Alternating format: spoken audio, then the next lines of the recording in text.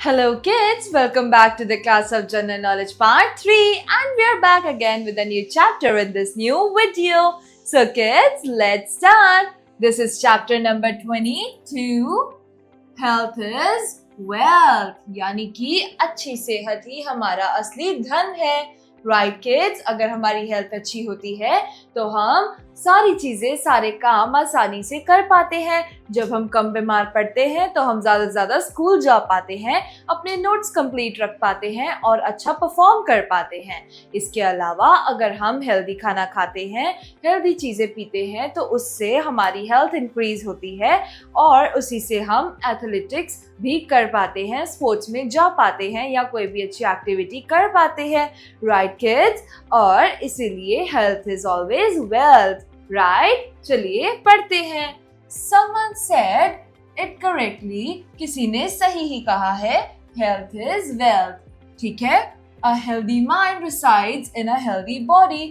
एक healthy mind एक healthy body में ही होता है. Right kids? और how can we keep ourselves healthy and fit while going about our daily routine?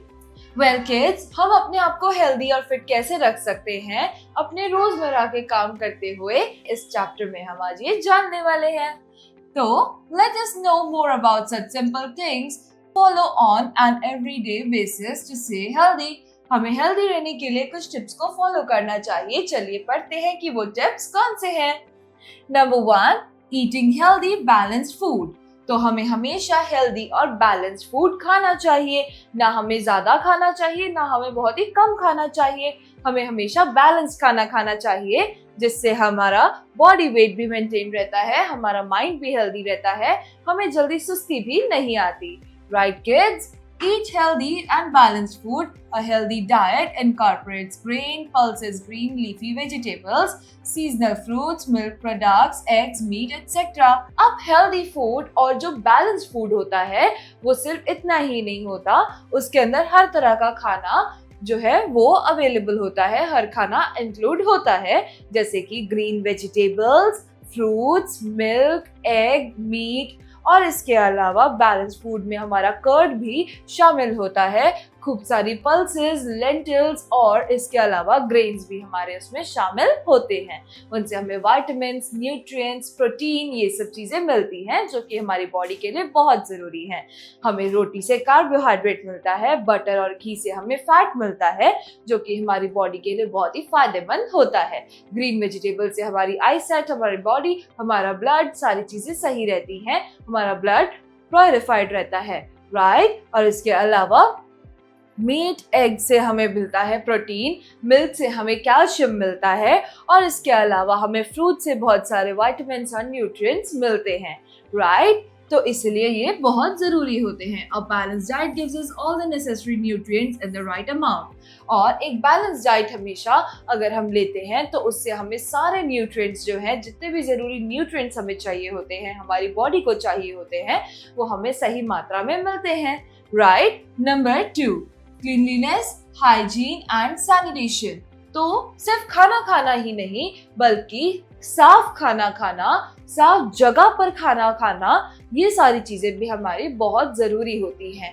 जब हम खुद अपने आप को साफ रखते हैं, अपनी सराउंडिंग्स को साफ रखते हैं, तभी हम हाइजीन के साथ रह सकते हैं. अगर हमारे आसपास की जगह गंदी होगी तो उनसे हमारे अंदर भी जर्म्स कैरी होंगे जिससे हम बीमार पड़ सकते हैं. Right kids, keep your body clean, यानी कि आपको हमारी बॉडी को क्लीन रखना चाहिए. रोज आपको 2 बारी ब्रश करना चाहिए, सुबह उठकर आपको जल्दी नहाना चाहिए. इसके अलावा आपको अपने हाथ जो है वो फ्रीक्वेंटली खाना खाने से पहले हमेशा वॉश करने चाहिए. राइट किड्स, और ऐसे ही आप अपने आप को साफ रख सकते हैं. राइट. और नंबर 3 है regular exercise, outdoor games and yoga. तो किड्स, जब आप खाना खा लेते हैं तो उसके बाद ये नहीं होता कि आपको बस पड़ जाना है, आप कोई काम ना करते. राइट, अगर आप खाना खा के सिर्फ बैठ जाते हैं या लेट जाते हैं तो उससे आपकी बॉडी में फैट जमा होना शुरू हो जाता है जिससे आप लेजी बन जाते हैं और आप काम नहीं करते, आपके अंदर से एनर्जी लेवल खत्म होता जाता है. तो वो चीज़ एक सही हैबिट नहीं है. जब भी आप अपने फ्री टाइम देखें तो आपको हमेशा मॉर्निंग में रनिंग या फिर वॉक के लिए या जॉगिंग के लिए लिए जाना चाहिए, आपको योगा और एक्सरसाइजेस भी करनी चाहिए, स्ट्रेचिंग और वार्म अप भी आपको करना चाहिए, जिससे आपकी बॉडी फ्लेक्सिबल रहती है, आपकी बॉडी में एनर्जी लेवल हमेशा बूस्ट अप रहता है, आपकी मसल्स और भी ज्यादा स्ट्रॉन्ग बनती है और आपका माइंड भी डेवलप होता है। राइट किड्स, तो इसलिए do simple exercises every day. हर रोज आपको सिंपल एक्सरसाइजेस करनी चाहिए। Play the outdoor games you like, skip rope, take morning walks and practice some easy yoga asanas. So, आपको हमेशा आउटडोर गेम्स खेलने चाहिए, जैसे badminton, football, basketball, cricket etcetera. इसके अलावा आपको और भी एक्टिविटीज करनी चाहिए, जैसे आप स्किपिंग रोप से स्किप कर सकते हैं, आप पार्क में जाके जिम इक्विपमेंट्स यूज कर सकते हैं। राइट किड्स, और इसके अलावा आप मॉर्निंग वॉक कर सकते हैं और योगा आसन्स भी प्रैक्टिस कर सकते हैं। Right, and perform them regularly, और इनको एक बारी नहीं, दो बारी नहीं, बल्कि आपको ये रेगुलर बेसिस पे परफॉर्म करना चाहिए। This will keep you fit and healthy both physically and mentally. इससे आप बोथ फिजिकली और मेंटली फिट रहते हैं। Right, next number 4, good and creative hobbies. तो किड्स, खेलना कूदना और इसके अलावा पढ़ाई करना, ढंग का खाना खाना, क्लीनलीनेस और सैनिटेशन रखना, अपने हाइजीन का ख्याल रखना, इन सब के अलावा एक चीज बहुत जरूरी होती है, वो है हमारी गुड क्रिएटिव हॉबीज, यानी कि वो चीजें जो हमें और ज्यादा आर्टिस्टिक और बहुत ज्यादा स्किलफुल बनाती हैं। राइट किड्स, अगर आपको कोई भी आर्ट एंड क्राफ्ट करना या ऐसी चीजें करना पसंद है तो आप उसको अपना हॉबी बना सकते हैं। अगर आपको गाना गाना पसंद है, डांस करना पसंद है, तो आप उसको भी अपना हॉबी बना सकते हैं। तो हमेशा हमारे पास कोई कम से कम 2 हॉबीज तो होनी ही चाहिए, जिनको हम अपने फ्री टाइम में प्रैक्टिस कर सके और उनको अपना एक स्किल बना सके। Right, everyone should use their free time in some creative and interesting work. सभी को अपना जो फ्री टाइम है उसको किसी भी एक इंटरेस्टिंग एक्टिविटी में लगाना चाहिए। अपना फ्री टाइम आपको वेस्ट कभी नहीं करना चाहिए। This could be gardening, painting, craft work, dancing, music, reading, learning, martial arts और स्विमिंग। तो ऐसी ही बहुत सारी एक्टिविटीज, जैसे आप पौधे उगाना सीख सकते हैं, खाना बनाना सीख सकते हैं, मार्शल आर्ट और स्विमिंग और म्यूजिक सीख सकते हैं, रीडिंग सीख सकते हैं। ये सारी चीजें आपकी हॉबीज में काउंट होती हैं, जो कि आपके जो माइंड है उसको तो शार्प और डेवलप करती ही है, साथ में आपकी बॉडी को भी बिजी रखती है। राइट किड्स, तो अब हम पढ़ते हैं let me answer. Name 5 healthy food items that you should eat to keep yourself healthy. अपने आप को हेल्दी रखने के लिए किन्हीं 5 आइटम्स का आप नाम बता सकते हैं जो कि बहुत ही हेल्दी और न्यूट्रिशियस होती है और उसको आपको खाना चाहिए। राइट किड्स, अपनी नोटबुक में ये सब राइट डाउन कीजिए।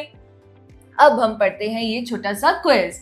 Number 2, now try this simple quiz about health, fitness, health quiz. तो अब इस हेल्थ क्विज को हम प्रैक्टिस करते हैं। 1, which among these food items is called a superfood? इनमें से सुपर फूड कौन सा कहलाता है? वो है मीट, हनी या फिर पिज्जा। पिज्जा जो है वो एक जंक फूड है, तो ये तो बिल्कुल भी नहीं है। हनी बहुत ज्यादा मीठा होता है, तो हम उसको अकेला नहीं खा सकते। बचा क्या? मीट। मीट एक सुपर फूड है क्योंकि इसके अंदर हाई प्रोटीन होता है। अगर आप मीट अपना वीक में 1 बारी खाते हैं, मंथ में 4 बारी खाते हैं, तो उससे आपकी मसल्स और बोन्स हमेशा स्ट्रांग रहती हैं, आपके बाल, आपके नेल, आपकी आई विजन सब कुछ बहुत ही हेल्दी रहता है। Number 2, which of these food items is good for digestion?